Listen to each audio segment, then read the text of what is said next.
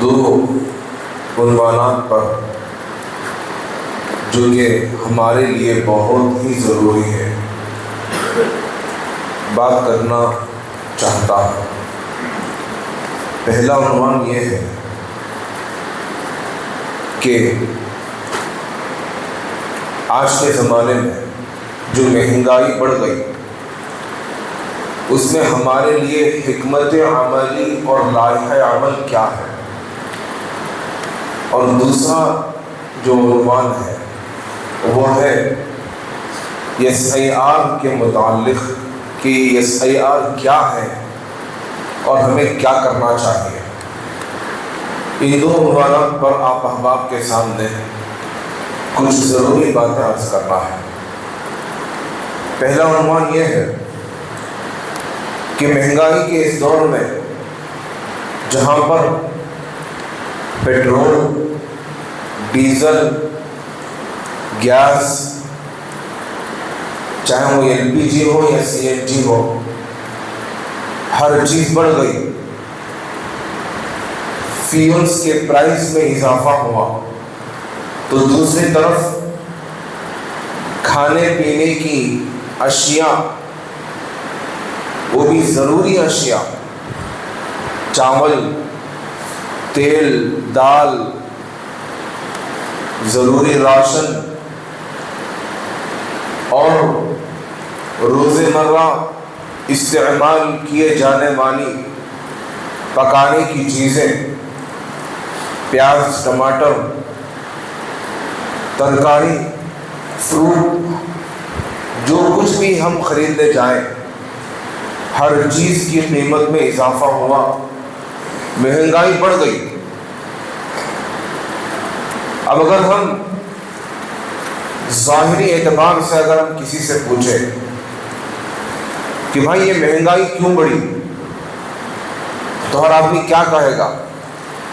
یہی کہے گا کہ وار کی وجہ سے، خارجی اسباب کی بنیاد پر چیزوں میں اضافہ ہوا، یعنی کہ جو وار چل رہی ہے امریکہ، اسرائیل اور ایران کے درمیان میں، اس کی بنیاد پر مہنگائی میں اضافہ ہوا، یہی کہیں گے۔ لیکن اگر ہم قرآن سے پوچھیں، اللہ اس کے رسول صلی اللہ علیہ وسلم سے پوچھیں آخر ایسا کیوں ہے، یہ تکلیفیں کیوں ہیں، مہنگائی میں اضافہ کیوں ہے، تو اللہ اس کے رسول صلی اللہ علیہ وسلم یہ بیان کرتے ہیں، اللہ تبارک و تعالیٰ یہ کہتا ہے پہلے تو وَلَنَبْلُوَنَّكُمْ بِشَيْءٍ مِّنَ الْخَوْفِ وَالْجُوعِ وَنَقْصٍ مِّنَ الْأَمْوَالِ وَالْأَنفُسِ وَالثَّمَرَاتِ، کہ اللہ تبارک و تعالیٰ تمہیں آزمانا چاہتا ہے۔ کیسے؟ تھوڑے خوف کے ذریعے سے، تمہارے اندر خوف پیدا کر کے۔ آج ہمارے اندر خوف ہے، گھر کے باہر نکلنے سے ہم لوگ ڈرتے ہیں، تنہا کہیں جانے سے ہم لوگوں کو خوف ہوتا ہے، خوف بٹھا دیا گیا۔ یہ سحر کے بارے میں آگے بات آئے گی، وہاں ڈرایا گیا ہم لوگوں کو، خوف ڈالا گیا ہمارے اندر، والجوع، اور اللہ آگے کہتا ہے تمہیں تھوڑا بھوکا رکھ کر، جیسا کہ ابھی مہنگائی بڑھ گئی، چیزوں کی مہنگائی بڑھ گئی، اب آدمی سوچ رہا ہے، کھانے پینے کو سوچ رہا ہے، کیا خریدوں، کیا کھاؤں۔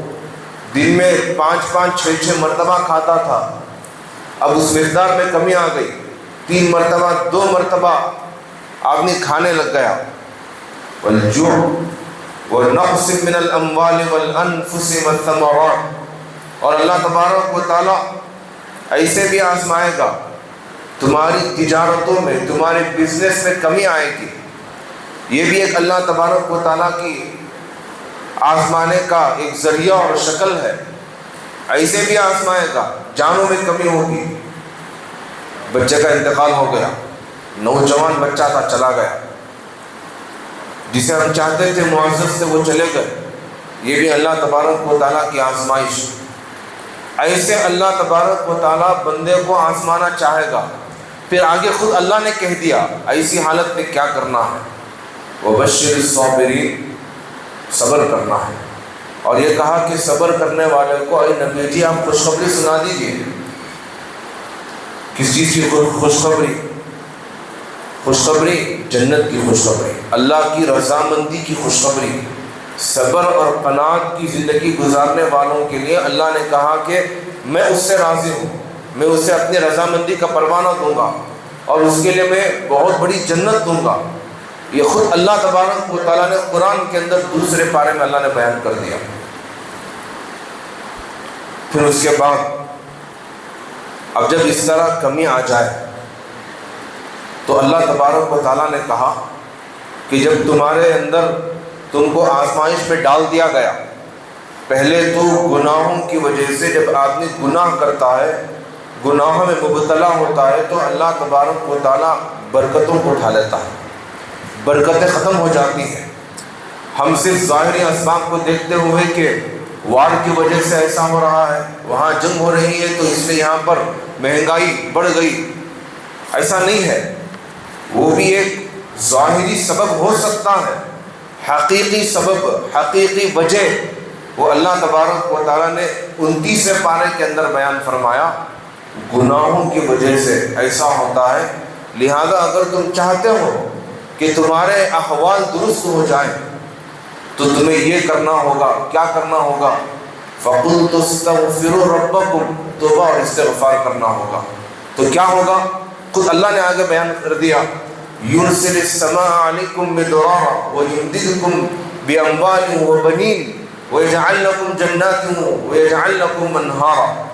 اللہ نے کہا یہ مہنگائیاں ختم ہو جائیں گی، مال کے ذریعے سے اللہ تبارک و تعالیٰ تمہاری مدد کریں گے، آسمان سے اللہ تبارک و تعالیٰ بارش کو برسائیں گے۔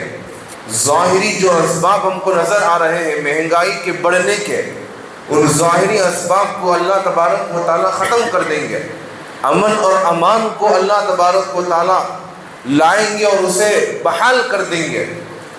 لیکن ہم لوگ ظاہری اسباب کو دیکھتے ہوئے ایسے ہی بیٹھ گئے۔ ہمارا کام کیا ہو رہا ہے؟ دو آدمی مل گئے تو دونوں مل کر صرف مذاکرہ، آج ایسا ہوا، کل ایسا ہوا تھا، ایسی جنگ ہوئی، ایران نے فلاں میزائل ڈالا، اسرائیل نے فلاں میزائل ڈالا، اس نے ایسا دفاع کیا، مذاکرہ ہو رہا۔ لائحہ عمل کیا ہے؟ ایکشن ہم نے کیا لیا؟ کچھ ایکشن نہیں لیا۔ پھر ہم نے مذاکرہ کیا، مہنگائی بڑھ گئی، فلاں طبقے کو پریشانی ہو گئی، جو غریب ہے ان کو پریشانی، متوسط طبقہ ان کو پریشانی۔ اب مہنگائی اتنی بڑھ گئی کہ صرف غریب اور متوسط طبقے کو ہی پریشانی نہیں ہے، مالدار طبقے کو بھی پریشانی بڑھ گئی، وہ بھی ذہنی دباؤ میں مبتلا ہو گیا۔ اس دباؤ میں کہ میں نے جو ذخیرہ اندوزی کر کے رکھا ہوا ہے، میں نے جو جمع کر کے رکھا ہوا ہے، وہ دھیرے دھیرے خرچ ہوتے رہے گا تو میرا خزانہ خالی ہو جائے گا، میں خزانہ کیسا بھروں گا، پھر میرے پاس پیسہ کیسے آئے گا؟ یہ ذہنی دباؤ مالدار کو ستا رہی ہے۔ ہر طبقہ آج کے اس زمانے میں پریشان ہے، اور ہم یہ کر رہے ہیں کہ صرف مذاکرہ کرتے ہیں، بات کرتے ہیں، اگر 2-3 آدمی نہیں ملے تو سوشل میڈیا کے ذریعے سے، فون میں آپس میں چیٹنگ کے ذریعے سے بات ہو گئی، بس ختم، کچھ ایکشن ہم نے نہیں لیا۔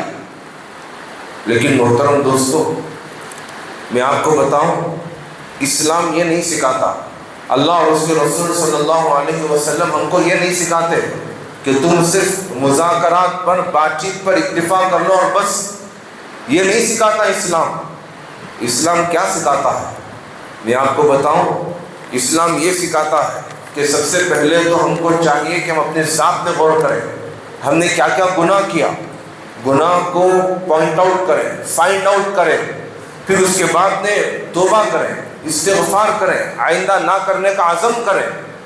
پھر اس کے بعد اللہ کے نبی علیہ السلام نے خود بتایا، عمل کر کے دکھایا، جب مہاجرین کو ہجرت کرنے پر مجبور کیا گیا، مکے کے لوگوں کو ہجرت کرنے پر مجبور کیا گیا، اور مکے کے لوگ ہجرت کر کے مدینہ المنورہ آئے، مدینہ المنورہ آنے کے بعد مہاجرین کے پاس کچھ نہیں تھا، ان کے پاس کوئی گھر نہیں تھا، ان کے پاس کاروبار کرنے کے لیے کوئی وسیلہ نہیں تھا، کچھ وسائل ان کے پاس نہیں تھے۔ مہاجرین کے پاس کچھ مال پانی بھی نہیں تھا، غریب تھے، کچھ نہیں تھا، خالی ہاتھ تھے۔ ایسے وقت میں اللہ کے نبی صلی اللہ علیہ وسلم نے مکے کے مہاجرین اور مدینہ المنورہ کے انصار کے درمیان میں مواخات کرایا، ان کے درمیان میں بھائی چارے کو اللہ کے نبی علیہ السلام نے قائم کیا۔ ایسا بھائی چارہ، ایسا مواخات کہ آج تک اس کی مثال پوری دنیا میں کہیں پر بھی پیش نہیں کی گئی۔ آدم علیہ السلام سے لے کر آج تک اور قیامت تک بھی ایسا مواخات اور ایسی بھائی چارگی کوئی پیش نہیں کر سکیں گے۔ انصار نے یہاں تک کیا کہ اگر ان کے پاس گھر ہے، ان کے پاس باغات ہیں، ان کے پاس زراعت کرنے کے لیے زمین ہے، تو وہ کیا کرتے ہیں؟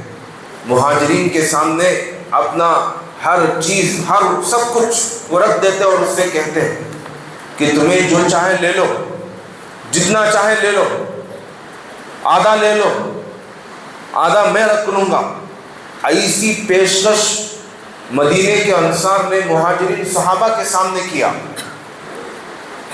یہاں تک کہ آتا ہے کہ عبد الرحمن ابن عوف رضی اللہ عنہ اور حضرت سعد رضی اللہ عنہ، جب ان دونوں کے درمیان میں سعد ابن ربیع رضی اللہ عنہ، ان کے درمیان میں جب آپ علیہ السلام نے مواخات کرایا تو عبد الرحمن ابن عوف رضی اللہ عنہ وہ مہاجر تھے اور سعد ابن ربیع رضی اللہ عنہ انصار تھے۔ انہوں نے اپنی ہر چیز پیش کی اور انہوں نے یہاں تک بھی کہا کہ میری 2 بیویاں ہیں، ایک بیوی کو میں طلاق دوں گا، اس کی عدت ختم ہوگی اور تم اس سے نکاح کر لو۔ اتنی پیشکش سعد ابن ربیع رضی اللہ عنہ نے دی، لیکن عبد الرحمن ابن عوف رضی اللہ عنہ نے کہا کہ مجھے تمہارا کچھ نہیں چاہیے، مجھے بازار کا راستہ دکھاؤ، میں جاؤں گا، اپنے ہاتھوں سے میں کمائی کروں گا، جو ہو سکے گا میں کروں گا۔ یہ کہا عبد الرحمن ابن عوف رضی اللہ عنہ، اور انہوں نے تجارت کو شروع کیا، انصار نے تعاون کیا، مدد کی، اور کتابوں کے اندر لکھا ہے کہ عبد الرحمن ابن عوف رضی اللہ عنہ مدینہ المنورہ کے اندر بہت بڑے مالداروں میں شمار ہوتے تھے، ٹاپ 10 مالدار، جیسا کہ آج کے زمانے میں جو گنتی ہوتی ہے ٹاپ 10، ایسے مدینہ المنورہ کے ٹاپ 10 مالداروں میں عبد الرحمن ابن عوف رضی اللہ عنہ کا شمار ہوتا تھا۔ ایسی بھائی چارگی انصار، مدینہ المنورہ کے انصار نے مہاجرین کے ساتھ پیش کیا۔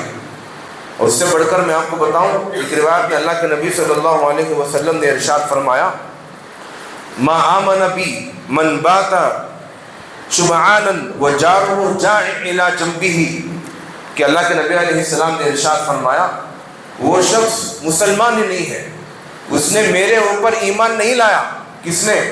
اس آدمی نے، کہ اس کا پڑوسی بھوکا ہے اور وہ جانتا ہے کہ میرا پڑوس وہ بھوکا ہے، وہ مجبور ہے، اس کے باوجود وہ اس کی مدد نہیں کرتا، اس کے باوجود وہ اس کا تعاون نہیں کرتا۔ ایسے آدمی کے بارے میں آپ علیہ السلام نے کہا ما آمن بی، اس نے میرے اوپر ایمان ہی لے کر نہیں آیا۔ کتنی بڑی بات اللہ کے نبی علیہ السلام نے کہی۔ پھر میں آپ کو بتاؤں اس مواخات کا نتیجہ کیا ہوا، اس کا اثر کیا ہوا۔ پہلے تو یہ ہوا اکنامک اینڈ سوشل اسٹیبلٹی، یعنی کہ معاشی اور معاشرتی استحکام پیدا ہوا۔ انصار جو تھے وہ زراعت میں ماہر تھے، کھیتی باڑی کرنے میں ماہر تھے، اور مہاجر وہ سیلز میں، تجارت کرنے میں وہ ماہر تھے۔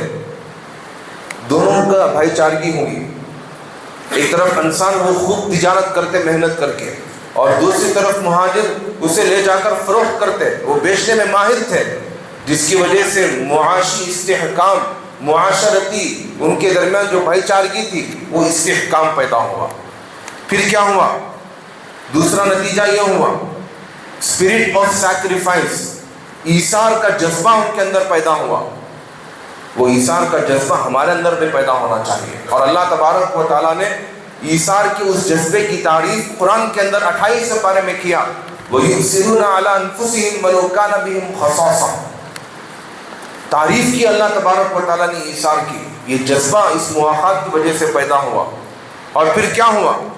تیسرا نتیجہ یہ ہوا اس مواخات کا، اسٹرانگ سوسائٹی آپ علیہ السلام نے اس مواخات کے ذریعے سے پیدا فرمایا، بلڈ کی۔ عرب کے لوگوں کے اندر نسلی تفاخر تھا، قبائلی تفاخر ان کے اندر موجود تھا۔ اس مواخات کی وجہ سے وہ فخر ختم ہو گیا، سب یک ہو گئے، سب متحد ہو گئے۔ آج ہمارے اندر بھی وہ تفاخر ہے، میں پٹھان، میں فلاں قریشی، وہ تو معمولی شیخ ہے، اس کی کیا اوقات ہے۔ یہ تفاخر ہمارے اندر بھی پایا جاتا ہے۔ یہ تفاخر ہمارے سے زیادہ مکے کے لوگوں کے اندر، عرب کے لوگوں کے اندر پایا جاتا تھا، لیکن اس مواخات کی وجہ سے وہ خاندانی تفاخر ختم ہو گیا، نسلی تفاخر ختم ہو گیا، اور ایک اسٹرانگ سوسائٹی وہاں پر اللہ کے نبی علیہ السلام نے قائم کیا۔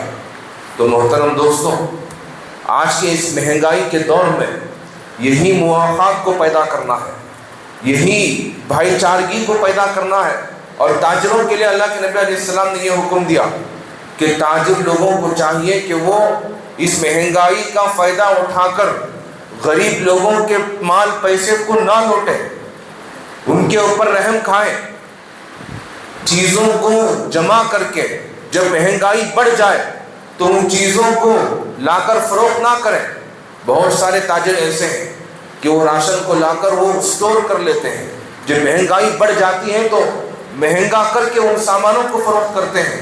ایسوں کے بارے میں اللہ کے نبی علیہ السلام نے ارشاد فرمایا کہ الاحتکار، اس طرح پیسے، اس طرح مال کو جمع کر کے رکھنا، راشن کو جمع کر کے رکھنا، اور رکھنے والا ملعون، اس کے اوپر اللہ تبارک و تعالیٰ کی لعنت ہے۔ اس طرح کرنے والا وہ خائن ہے، خیانت دار ہے، خاطئ۔ ایک روایت میں ہے آپ علیہ السلام نے کہا اس طرح کرنے والا گنہگار ہے۔ والجالب مرزوق، اور آپ علیہ السلام نے ارشاد فرمایا ذخیرہ اندوزی کیے بغیر سامان کو لا کر بازار میں لوگوں کے اس محتاجگی کا، مہنگائی کا فائدہ اٹھائے بغیر چھوٹے موٹے نفع میں فروخت کرنے والے کو اللہ تبارک و تعالیٰ خوب رزق دے گی، اس کے رزق میں برکت دے گی۔ پھر آپ علیہ السلام نے خوشخبری یہ بھی سنائی تاجروں کو، التاجر الصدوق الامین مع النبیین والصدیقین والشہداء والصالحین، کہ وہ تاجر جو امانت دار ہے، سچائی کے ساتھ اپنی چیزوں کو فروخت کرتا ہے، تو اللہ تبارک و تعالیٰ قیامت کے دن انبیاء کے ساتھ، شہداء کے ساتھ، نیک لوگوں کے ساتھ اس کا حشر کریں گے۔ اتنی بڑی خوشخبری اللہ کے نبی علیہ السلام نے اس تاجر کو سنائی۔ آج کے ہمارے اس زمانے میں اگر کہہ دیا جائے کہ بھائی یہ ملنے کے ساتھ آپ کی ملاقات ہے، معمولی ایک کاؤنسلر کے ساتھ آپ کو ملنا ہے، ان کے ساتھ میں آپ کو VIP ٹریٹمنٹ دیا جائے گا، آدمی کتنا خوش ہو جائے گا، اسے پکڑنے نہیں ہوتا، اتنا خوش آدمی اندر سے ہو جاتا۔ لیکن اللہ کے نبی علیہ السلام نے کہا کہ قیامت کے دن اللہ تبارک و تعالیٰ ایسے تاجر کو ان VIPs کے ساتھ رکھے گا، آخری VIPs جو اللہ تبارک و تعالیٰ کی نگاہوں میں جن کو VIP کہا گیا، انبیاء، شہداء اور صالحین، ایسے لوگوں کے ساتھ اللہ تبارک و تعالیٰ ان کو ٹریٹ کرے گا۔ تو اس لیے محترم دوستوں، اس مہنگائی سے بچنے کے لیے، اس مہنگائی کے اس دور سے اپنے آپ کو بچانے کے لیے، اور لوگوں کو فائدہ ہو جائے، وہ بھی اس سے بچ جائے، اس کے لیے ہم لوگوں کو ایک اسٹریٹجی اپنانا چاہیے، ایک روڈ میپ تیار کرنا چاہیے۔ وہ کیا ہے روڈ میپ؟ میں آپ کو بتاؤں گا۔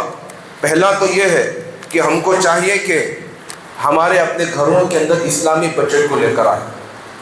اسلامی بجٹ کا مطلب یہ ہے کہ ہم لوگ بیٹھیں، گھر میں بیٹھ کر حساب لگائیں، ضروری چیزیں، چاول، تیل، اور پھر کھانے پکانے کے لیے جو ضروری اشیاء ہیں ان کو خریدیں، بچوں کی فیس، اسکول کی فیس کا، ان کی تعلیم کا انتظام کریں، اور پھر دوائی وغیرہ کا انتظام کریں، غیر ضروری چیزوں میں اپنے پیسوں کو خرچ نہ کریں۔ ایک اسلامی بجٹ تیار کریں، روزانہ اتنا خرچ کرنا، اتنا ہی خرچ کریں، زائد خرچ نہ کریں، ایک بجٹ تیار کریں۔ پھر دوسرا یہ کرنا ہے، محلے کی سطح پر ایک بیت المال بنایا جائے، مالی امداد، مالی تعاون کا کوئی نظام بنایا جائے، غریبوں کو تلاش کیا جائے، یتیموں کو تلاش کیا جائے، بیواؤں اور مسکینوں کو تلاش کیا جائے۔ ایسے لوگوں کو تلاش کریں جو لوگوں کے سامنے ہاتھ پھیلانے کو وہ اپنی عزت نفس مجروح ہونے کو سمجھتے ہیں۔ لوگوں کے سامنے ہاتھ پھیلانا انہیں پسند نہیں، وہ اندر گھٹ گھٹ کر جی رہے ہیں۔ ایسے لوگوں کو تلاش کریں، ان تک پہنچیں اور ان کی مدد کریں، ایک حکمت یہ تیار کریں۔ پھر اسی طرح قرض حسنہ کے رواج کو عام کریں، لوگوں کو قرض حسنہ دیں۔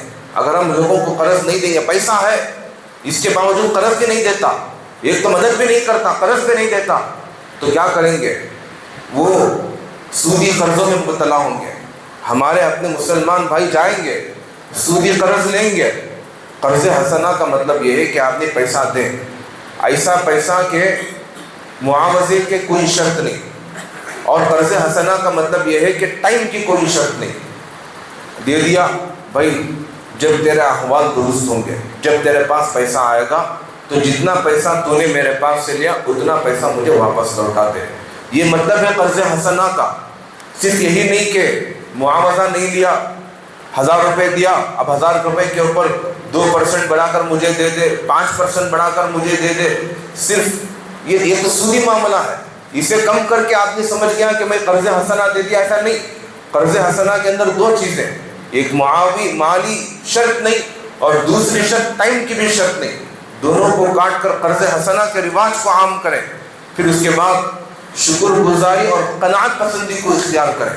جتنا دے دیا اللہ تبارک و تعالیٰ اس کے اوپر شکر گزاری، اپنے تفاخر کی چیزوں کو، برانڈڈ آئٹمز کو خریدنا چھوڑ دیں۔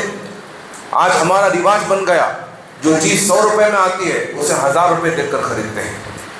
معمولی شواجی نگر میں گئے، وہاں پر جا کر جبے کا کپڑا خرید رہے ہیں، شرٹ کا کپڑا خرید رہے ہیں، ہم کو 500-600 میں مل رہا، آدمی وہاں نہیں جائے گا، آدمی شو روم میں جائے گا۔ وہ شو روم والا بھی وہیں سے لا کر اپنے دکان میں رکھ کر فروخت کرتا ہے، صرف جو ہے وہ شو روم کا نام، وہ برانڈ کو حاصل کرنے کے لیے وہاں جا کر خرید کر لائے گا۔ معمولی دکان میں جائے گا، وہاں پر جو چیز ہم کو سستے میں ملتی وہاں نہیں خریدے گا، کچھ بھی ہو برانڈڈ آئٹمز۔ ان چیزوں کو خریدنا چھوڑ دیں، ان پیسوں کو بچا کر غریبوں کی مدد کریں، ان پیسوں کو بچا کر فیوچر میں اپنے اوپر آنے والے احوال سے خود نمٹیں۔ ایسا نہیں کہ خود خرچہ کر دیا اور فیوچر میں خود محتاج اور غریب بن گیا اور لوگوں کے سامنے دستے سوال دراز کرتا ہوا پھر رہا، ایسا نہیں ہونا چاہیے۔ تو شکر گزاری اور قناعت پسندی کی زندگی گزارنی چاہیے۔ تو محترم دوستو، یہ تھا پہلا عنوان جس کے اوپر میں نے تفصیل سے آپ احباب کے سامنے گفتگو کر دی، اور ہمارا زمانہ وہی چل رہا مہنگائی کا۔ اس میں ہم کو چاہیے کہ یہ اسٹریٹجی کو اپنائیں، ایک روڈ میپ تیار کریں اور عمل میں اس کو لے کر آئیں۔ اور جو دوسری ضروری بات ہے وہ ہے SIR کے بارے میں۔ SIR کا مطلب کیا ہے؟ SIR کا مطلب ہے اسپیشل انٹینسیو ریویژن۔ اب تک ہمارے ہندوستان کے اندر تقریباً 7 یا 8 مرتبہ یہ اسپیشل انٹینسیو ریویژن ہو گیا۔ یعنی کہ یہ کیوں ہوتا ہے؟ یہ اس لیے ہوتا ہے کہ جو لوگ ایک جگہ سے دوسری طرف ہجرت کر کے چلے گئے، مثال کے طور پر کوئی بندہ بہار میں تھا، وہ ہجرت کر کے کرناٹکا کو تشریف لایا، اب اس کا نام ووٹر ID کارڈ میں بہار میں بھی ہے، یہاں پر بھی اپلائی کر دیا، یہاں پر بھی اس کا نام چل رہا۔ یا پھر یہ کہ کوئی انتقال کر گیا، ابھی بھی اس کا نام ووٹر لسٹ میں باقی ہے۔ یا پھر یہ کہ کوئی آدمی غیر ہندوستانی ہے، کوئی آدمی فارینر ہے، وہ ہندوستان میں آ کر ہندوستان کا ایک ووٹر ID کارڈ بنا کر وہ بھی ووٹ ڈال رہا ہے۔ ایسے لوگوں کو ووٹر لسٹ سے نام کاٹنا، غیر ضروری ناموں کو کاٹ کر اپڈیٹ کرنا، اسے کہتے ہیں SIR۔ اب وہ SIR ہمارے ہندوستان کے اندر لاگو ہو گیا، کئی اسٹیٹس میں وہ SIR ہو گیا۔ اب وہ SIR ہمارے کرناٹکا میں شروع ہونے والا ہے 29 جون سے، اسی مہینے کے 29 تاریخ سے SIR کا پروسیس ہمارے ہندوستان میں شروع ہونے والا ہے۔ محترم دوستو، میں آپ کو بتاؤں، اس SIR کو موجودہ حکومت نے سٹیزن شپ کے ساتھ کنیکٹ کر دیا، جو کہ قانون کے خلاف تھا۔ میں آپ کو بتاؤں آرٹیکل 326 ہندوستان کا کانسٹیٹیوشن کے اعتبار سے جو آرٹیکل 326 ہے اس کے اندر یہ بیان کیا گیا، it provides for universal adult suffrage ensuring that each and every state legislative assemblies without any discrimination based on caste, religion and gender or race.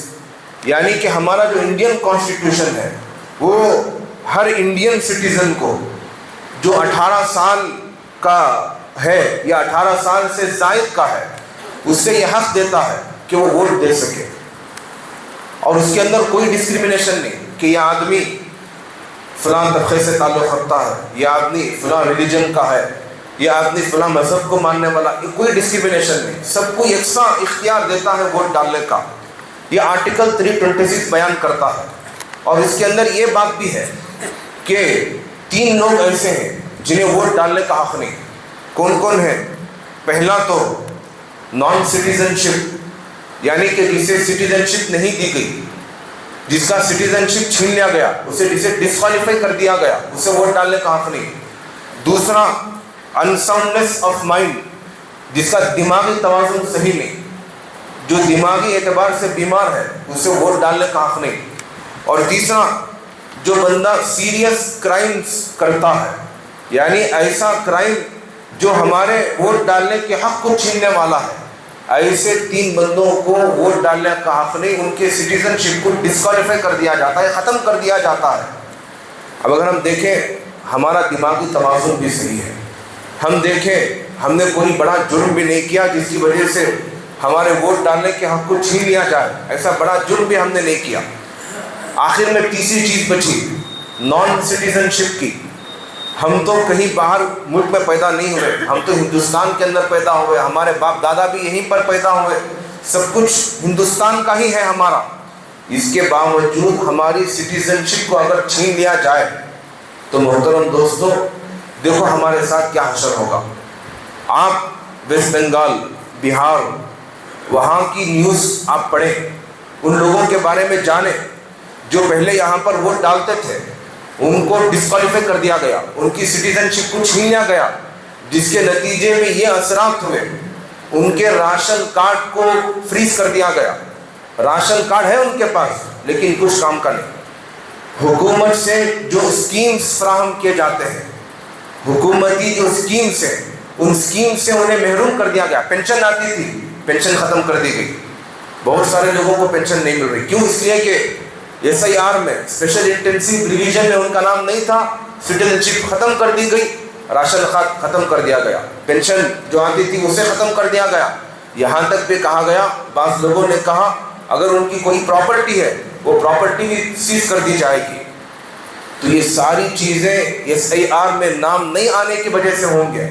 تو اس لیے محترم دوستو ہمارے پاس وقت ابھی باقی ہے، کیا کرنا ہے؟ الیکشن کمیشن نے 4 کیٹیگریز بنائے ووٹرز کے، یعنی ہندوستان کے اندر جتنے لوگ ہیں ان کو 4 حصوں میں تقسیم کیا۔ ایک حصہ وہ جن کی عمر 40 سال سے زیادہ ہے، ان کے تحت 2 کیٹیگری، 2 طبقے، اور دوسرا حصہ وہ جن کی عمر 40 سال سے کم ہے، ان کے بھی 2 حصے، 2 کیٹیگری، تو ٹوٹل 4 کیٹیگری۔ 40 سال سے زیادہ ہے 2 کیٹیگری، 40 سال سے کم ہے ان کی بھی 2 کیٹیگری، تو کل ملا کر 4 حصوں میں ہندوستان کے اندر رہنے والے لوگوں کو تقسیم کیا گیا۔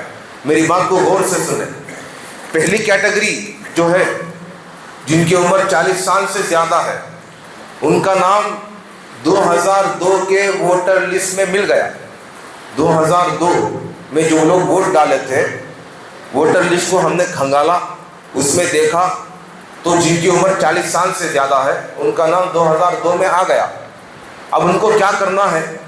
2025 کے ووٹر لسٹ کو نکالنا ہے، 2002 کے ڈیٹا کو 2025 کے ڈیٹا سے میچ کرا کر میپ کرا دینا ہے، تو ختم، اس کا نام SIR میں آ جائے گا۔ اس کے لیے اور پروسیس ہے، وہ آگے بتاؤں گا، لیکن ایک مرحلہ اس نے پار کر لیا۔ پھر دوسری کیٹیگری وہ لوگ جن کی عمر 40 سال سے زیادہ ہے، لیکن ان کا نام 2002 کے ووٹر لسٹ میں نہیں آیا. 2002 میں ووٹ ڈالنے کے ایلیجیبل تھے لیکن انہوں نے ووٹ نہیں ڈالا یا کسی وجہ سے 2002 میں ان کا نام نہیں آیا. تو ان کو کیا کرنا ہے؟ ان کو یہ کرنا ہے کہ چند ڈاکیومنٹس ہیں، ان ڈاکیومنٹس کو الیکشن کمیشن کو پیش کرنا ہے اور اپنی شہریت کو ثابت کرنا ہے. کیا کیا ہے ڈاکیومنٹس؟ پینشن سرٹیفکیٹ ہے، کسی کو پینشن آتی ہو تو pension certificate, passport, birth certificate, caste certificate یعنی کہ SC/ST سے تعلق رکھنے والا ہے، OBC ہے، کیا ہے کیسٹ سرٹیفکیٹ، انکم کا سرٹیفکیٹ نہیں، کیسٹ سرٹیفکیٹ یہ پیش کرنا ہے.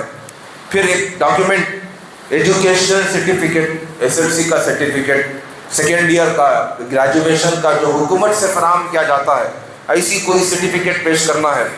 ریزیڈینشیل سرٹیفکیٹ یعنی گورنمنٹ ریزیڈینشیل سرٹیفکیٹ فراہم کرتی ہے اس بات کو بتانے کے لیے، گواہی دیتے ہوئے کہ یہ آدمی ہمارے اس علاقے میں رہنے والا ہے، اس کا کوئی اپنا خاص گھر ہے یا پھر کرائے کو رہتا ہے، کچھ بھی یہ کہہ کر ایک ریزیڈینشیل سرٹیفکیٹ فراہم کرتی ہے.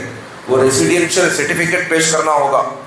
یا پھر یہ کہ فیملی رجسٹر کاپی پیش کرنی ہوگی، عام طور پر ہمارے پاس نہیں ہے. یا پھر یہ کہ NRC سرٹیفکیٹ پیش کرنا ہوگا. یا لینڈ یا ہاؤس الاٹمنٹ، حکومت کی طرف سے کسی کو زمین الاٹ کیا گیا ہو یا گھر دیا گیا ہو، ایسی الاٹمنٹ والی سرٹیفکیٹ پیش کرنا ہوگا. ان تمام ڈاکیومنٹ میں سے کوئی ایک ڈاکیومنٹ اسے پیش کر کے اپنی شہریت کو ثابت کرنا ہوگا. تو 2 کیٹیگری کے لوگ ختم ہو گئے. اب تیسری کیٹیگری وہ لوگ جو جولائی 1 1987 میں یا پھر اس کے بعد پیدا ہوئے، جولائی 1 1987 کے بعد پیدا ہوئے اور دسمبر 1 2004 کے اندر پیدا ہوئے. جولائی 1 1987 کے بعد سے دسمبر 1 2004 کے بیچ میں پیدا ہوئے. ایسے لوگوں کو کیا کرنا ہے؟ ان کو دیکھنا ہے کہ ان کے ماں باپ کا نام 2002 کے ووٹر ID میں پایا گیا یا پھر یہ کہ ان کے دادا دادی کا یا نانا نانی کا. صرف 6 بندے، امی ابا، دادا دادی یا نانا نانی، کسی ایک کا نام، بھائی بہن کا آ گیا، چاچا کا آیا، ہمارے ماموں کا آیا، کسی کا نہیں چلتا. صرف 6 لوگوں کا، امی ابا، دادا دادی یا نانا نانی، ان میں سے کسی ایک کا نام وہاں پر آ گیا، موجود ہے وہاں پر نام میں. تو کیا کرنا ہے؟ اپنے نام کو ان کے نام کے ساتھ جوڑ دینا ہے. اسے کہتے ہیں ایڈ پروجینی، یعنی کہ اپنے کو، اپنے آپ کو اپنے ماں باپ سے یا اپنے کسی دادا دادی یا نانا نانی سے جوڑنے کو اسے پروجینی کہتے ہیں. اسے یہ بھی ایک طرح کی میپنگ ہے، یہ کرنا ہے. اور اگر 2002 میں ووٹر لسٹ میں اگر نام نہیں آیا تھا، ماں باپ کا کسی کا نام اس میں نہیں آیا تھا، تو کیا کرنا ہے؟ اپنا ایک ڈاکیومنٹ ان کو بھی پیش کرنا ہوگا. اپنا ایک ڈاکیومنٹ اور اپنے ماں باپ میں سے کسی ایک کا ڈاکیومنٹ، پاسپورٹ، جو ڈاکیومنٹس میں نے پڑھ کر سنا ہے ان ڈاکیومنٹ میں سے کوئی ایک ڈاکیومنٹ انہیں پیش کر کے اپنی شہریت کو ثابت کرنا ہوگا. اور لاسٹ کیٹیگری، چوتھی کیٹیگری، جو دسمبر 1 اور 2004 کے بعد میں پیدا ہوئے، دسمبر 1 2004 کے بعد پیدا ہوئے، ان کا بھی یہی پروسیس ہے، وہ بھی یہی کریں گے. پہلے تو اگر ان کے ماں باپ کا نام 2002 میں آ گیا تو اپنے آپ کو ان کے ساتھ ایڈ کر دیں گے. اگر نہیں آیا تو وہ بھی 3 ڈاکیومنٹس پیش کریں گے. یہ اپنا ڈاکیومنٹ پیش کریں گے، دوسرا اپنے ماں کا ڈاکیومنٹ اور تیسرا اپنے باپ کا ڈاکیومنٹ، ماں باپ دونوں کا ڈاکیومنٹ اور اپنا بھی ڈاکیومنٹ. یہ 3 ڈاکیومنٹ وہ پیش کر کے اپنی شہریت کو ثابت کریں گے. یہ 4 طرح کی کیٹیگریز حکومت نے وہ ڈیوائڈ کیے، الیکشن کمیشن آف انڈیا نے ڈیوائڈ کر کے ہمارے سامنے پیش کیا. اب ہمارا کام یہ ہے کہ ہم سب سے پہلے 2002 میں 2 کے ووٹر لسٹ میں اپنے نام کو تلاش کریں. اگر ہمارا نام وہاں پر مل گیا، ہمارے BLO سے ہم کانٹیکٹ کریں، کانٹیکٹ کر کے ہماری میپنگ کرائیں. میپنگ کا کام شروع ہو گیا، کئی علاقوں میں شروع ہو گیا، سب جگہ شروع ہو گیا اور لوگ ہم سے کانٹیکٹ کر رہے ہیں اور اپنی میپنگ کر رہے ہیں. میپنگ کرنے کے بعد جون 29 کے بعد BLOs ہمارے گھر کو آئیں گے. ہمارے گھر کو آ کر اس طرح کا ایک انیومریشن فارم دیں گے، اس طرح کا ایک انیومریشن فارم ہم لوگوں کو دیں گے. یہ کرناٹکا کا انیومریشن فارم ہے، اس کے اندر کچھ تبدیلیاں ہو کر ہیں۔ تمل ناڈو میں، ویسٹ بنگال میں، بہار میں جو انیومریشن فارم تیار کیا گیا اس کی شکل الگ تھی۔ کرناٹکا کا جو انیومریشن فارم ہے اس کی شکل و صورت کچھ اس طرح کی ہے۔ اس کے اندر کیا ہوتا ہے، یہ جو نیچے کا حصہ ہے، پہلے جو نیچے کے حصے میں پریزنٹ ہمارا جو ڈیٹا ہے، جس کسی کا بھی ہو، 2002 میں ان کا نام آیا ہو یا نام نہیں آیا ہو، وہ 1987 سے پہلا پیدا ہوئے یا 1987 کے بعد پیدا ہوئے یا 2004 کے بعد پیدا ہوئے، جو کوئی بھی ہو، وہ اپنا ڈیٹا یہاں پر لکھیں گے۔ کیا ڈیٹا ہے؟ پہلے تو اپنا ڈیٹ آف برتھ یہاں پر لکھیں گے، ڈیٹ لکھیں گے، منتھ لکھیں گے، ایئر جو بھی ہے وہ یہاں لکھیں گے۔ پھر اپنا آدھار نمبر لکھیں گے، وہ آپشنل ہے، چاہے تو لکھیں گے، لکھنا ہو تو لکھو یا ترک کرنا ہو تو ترک کرو، ضروری نہیں ہے، آپشنل ہے۔ پھر اس کے بعد اپنا موبائل نمبر، وہ موبائل نمبر جو ایکٹیو ہے، فون کرتے ہی آپ نے ریسیو کرتا ہو، ایسا موبائل نمبر۔ بعض لوگ موبائل نمبر دے دیتے ہیں، آدمی فون کر کے تھک جا رہا، مسلسل فون کر رہا لیکن فون ریسیو نہیں کرتا، ایسا موبائل نمبر نہ لکھیں یہاں پر۔ ایسا موبائل نمبر لکھیں کہ فون کرتے ہی آپ نے فوراً ریسیو کریں۔ کیوں؟ اس لیے کہ کل کے دن آپ کی میپنگ نہیں ہوگی، آپ کا نام SIR میں نہیں آیا اور کچھ نوٹس آپ کو بھیجنا ہے کال کے ذریعے سے یا کسی اور کے ذریعے سے، آپ کو فون آیا تو آپ فوراً فون کو ریسیو کرنے والے بن جائیں۔ اگر آپ فون کو ریسیو نہیں کریں گے تو آپ کا نام کاٹ دیا جائے گا، تو اس لیے موبائل نمبر یہاں پر لکھیں۔ پھر اس کے بعد میں اپنے باپ کا نام، فادر کا نام یہاں پر لکھیں، اور اگر ان کا ID کارڈ ہے تو ID کارڈ کا جو ایپک نمبر ہے، اور ایپک نمبر پہلے نہیں تھا، 2002 میں ایسا تھا، بعض لوگوں کو ایپک نمبر دیا گیا، بعض لوگوں کو ایپک نمبر نہیں دیا گیا۔ جن کا ایپک نمبر ہے اس ایپک نمبر کو یہاں پر لکھیں۔ پھر اس کے بعد میں اپنی امی کا نام لکھیں، ان کا ایپک نمبر یہاں پر نیچے لکھیں۔ پھر اس کے بعد اگر کسی کی شادی ہو گئی تو اگر شوہر ہے تو اپنی بیوی کا نام لکھیں اور اپنی بیوی کا ایپک نمبر لکھیں۔ اگر بیوی ہے تو اپنے شوہر کا نام لکھیں اور اپنے شوہر کے ID کارڈ کا ایپک نمبر یہاں پر لکھیں۔ اگر کسی کی شادی نہیں ہوئی تو اس کالم کو ایسے ہی بلینک چھوڑ دیں۔ تو نیچے کے حصے میں پریزنٹ ڈیٹا آئے گا۔ پھر اس کے بعد اوپر 2 طرح کے کالم ہیں۔ یہ کالم کے اندر پہلے تو یہ ہے details of the elector in the electoral roll of the last SIR، یعنی وہ بندہ جو 2002 میں ووٹ ڈالا تھا اور اس کا نام 2002 میں مل گیا، 2002 میں نام مل گیا اور وہ ابھی زندہ بھی ہے اور وہ پریزنٹ یہاں پر رہتا بھی ہے، وہ ڈیٹا اس نے یہاں پر لکھ دیا۔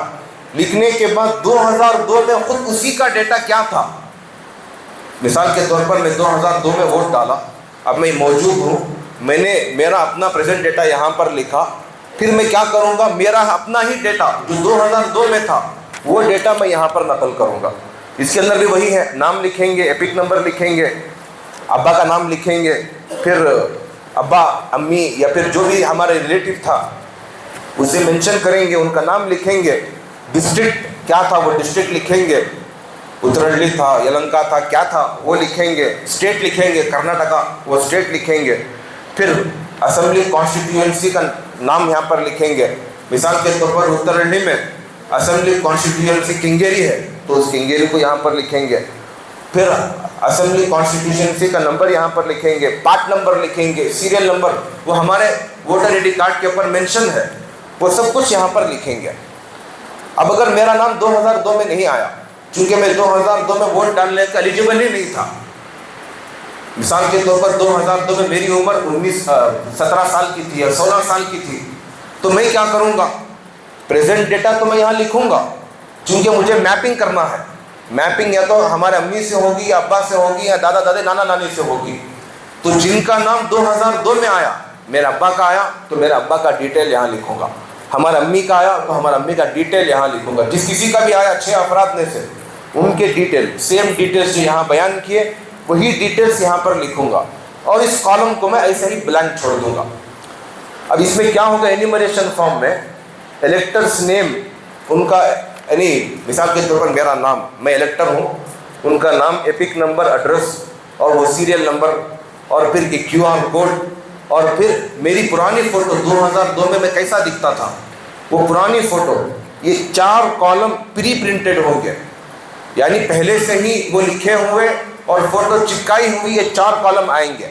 آخر میں ایک 5واں کالم بھی ہے، وہ کالم ایسے ہی بلینک ہوگا، اس میں یہ کرنا ہوگا کہ ہم لوگوں کو ہماری پریزنٹ فوٹو ایسی فوٹو کہ ہمارا بیک گراؤنڈ وائٹ ہو، اور اگر ہماری گھر کی مستورات ہیں تو وہ ان کے دونوں کا نظر آتے ہوں، ایسی فوٹو، اور پاسپورٹ سائز فوٹو، ایسی فوٹو یہاں پر چپکانا ہوگا۔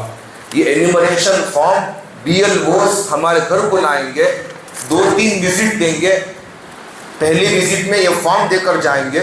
ہم کو چاہیے کہ یہ فارم کو ہم فل کر رکھیں، فوٹو بھی ہم چپکا دیں، پھر جب دوبارہ BLO آئیں گے تو ان کے حوالے اس فارم کو کر دیں۔ جب یہ کام کریں گے تو ہمارا کام مکمل ہوگا۔ 2 کام کرنے ہوں گے، SIR کے 2 مرحلے۔ پہلا مرحلہ ابھی BLO کو کانٹیکٹ کر کے اپنی میپنگ کرائیں، میپنگ کے بغیر یہ فارم ہم فل نہیں کر سکتے، اس کی کوئی اوقات نہیں۔ میپنگ کرنے کے بعد اس فارم کو فل کر کے ان کے حوالے کریں۔ صرف میپنگ کر کے چپ ہو گئے، ہم نے فارم فل نہیں کیا یا فل کر کے BLO کے حوالے نہیں کیا تو آدھا ہی کام ہم نے کیا، ایسی صورت میں بھی ہمارا نام کٹ سکتا ہے۔ 2 کام کرنا ہے، میپنگ بھی کرنا ہے، انیمریشن فارم بھی فل کرنا ہے۔ تو اس لیے آپ لوگوں کی تعاون کرنے کے لیے، آپ لوگوں کو ہیلپ کرنے کے لیے ہماری مسجد میں بھی اس کا انتظام کیا گیا۔ کچھ نوجوان ہیں جو تیار ہوئے، وہ لوگ عصر کے بعد سے جولائی 29 تک بھی، جب تک BLOs ہمارے گھر کو کام شروع نہیں ہوتا اس وقت تک بھی، عصر کے بعد، مغرب کے بعد، عشاء کے بعد نوجوان، میں بھی یہاں پر رہوں گا مسجد میں۔ آپ لوگ اگر آپ خود یہ کام نہیں کر سکتے، الیکشن کمیشن آف انڈیا کی جانب سے ایک ایپ بھی جاری کیا گیا، ECI نیٹ، اس ایپ کا نام ہے، اس کے ذریعے سے ہم نام وغیرہ تلاش کر سکتے ہیں۔ آپ خود سے یہ کام نہیں کر سکتے یا کسی کو ڈاؤٹ ہے تو وہ لوگ اپنا ووٹر ID کارڈ، پرانا ووٹر ID کارڈ اور نیا ووٹر ID کارڈ، دونوں ووٹر ID کارڈ، یا پھر کسی کے پاس پرانا نہیں ہے صرف نیا ہی ہے وہ نیا ووٹر ID کارڈ، یا کسی کے پاس پرانا ہے نیا انہوں نے نہیں بنایا یعنی اپڈیٹ نہیں کیا، تو اس ووٹر ID کارڈ کو لے کر آئیں، اپنا بھی لے کر آئیں، اپنی بیوی کا بھی لے کر آئیں، اپنے خاندان والوں کا لے کر آئیں، پڑوسیوں کو بتلائیں، سب کو بتا کر لے کر آئیں، اور مسجد میں بیٹھ کر اپنا کام کرا کر آپ آسانی کے ساتھ لے کر جا سکتے ہیں۔ اور یہ سب کچھ فری آف کاسٹ ہے، ایسا نہیں کہ بھی پیسے دینا ہے کام کر کے ہم کو پیسہ، کچھ نہیں، للہ خدمت کر رہے ہیں، اللہ کے لیے خدمت کر رہے ہیں۔ آپ آئیں اور آسانی کے ساتھ اپنا کام کرا کر لے کر جائیں۔ اور میں ان نوجوانوں سے، ہمارے مجمع میں بیٹھے ہوئے ان نوجوانوں سے گزارش کرتا ہوں جو یہ کام جانتے ہوں، وہ خود سے آگے بڑھ کر آئیں، مجھ سے ملاقات کریں۔ ہمارے علاقے میں کئی سارے مسلمان ہیں جو اس بارے میں نہیں جانتے، ان کے پاس پہنچنا ہے، ان کو بتانا ہے، ان کا کام کر کے دینا ہے۔ اگر نہیں کریں گے، ایک تو ہم نے پڑوسی ہونے کا حق بھی ہم نے ادا نہیں کیا، میں نے شروع میں حدیث بھی بیان کی، وہ وعید کے بھی ہم مستحق ہو جائیں گے۔ دوسروں کی فکر کرنا یہ ہمارا اپنا شیوا ہے، یہ ہماری اپنی ذمہ داری اور ڈیوٹی ہے، تو اس لیے سب کی فکر کریں، خود کی بھی فکر کریں۔ اللہ ہم تمام کو عمل کرنے کی توفیق عطا فرمائے، آمین۔ وآخر دعوانا الحمدللہ رب العالمین۔ جو ہم سنت نہیں پڑھے سنت پڑھے۔